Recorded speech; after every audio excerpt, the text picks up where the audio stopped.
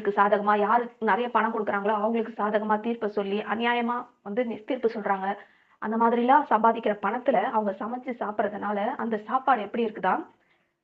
அசுத்தமா இருக்குது. அது கிளீனா இல்ல. நீ எத பாக்குற? பாத்திரத்த மட்டும் பாக்குறே தவிர, அது உள்ள இருக்கிறது சுத்தமா இருக்கான்னு பாக்கல. அது கொள்ளையினாலும், அநீதத்தினாலும் நிறைந்திருக்கிறது என்று இயேசு சொல்லுகிறார். 26ஆம் வசனம். குருடனான பரிசேயனே, போஜன பான பாத்திரங்களின் வெளிப்புறம் சுத்தமாகும்படி அவைகளின் உட்புறத்தை முதலாவது சுத்தமாக்கு. அந்த பாத்திரங்கள் எல்லாம் நீ வெளியில சுத்தமாக்குறல்ல, அது போல உள்ள பாத்திரங்களை சுத்தம் பண்றது இருக்கட்டும். முதலாவது அதுக்குள்ள இருக்கிற அந்த போஜனத்தை முதல்ல சுத்தமாக்கு.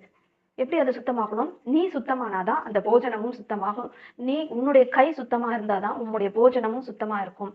நல்லதை செஞ்சா, நற்கிரியைகளை செய்யும் போது, நல்ல விதத்துல சம்பாதிக்கும் போது, அந்த சம்பாத்தியத்துல நீ சாப்பிடும் போதுதான் உன்னுடைய போஜனம் சுத்தமா இருக்கும். அது வரைக்கும் நீ சாப்பிடுற சாப்பாடு கூட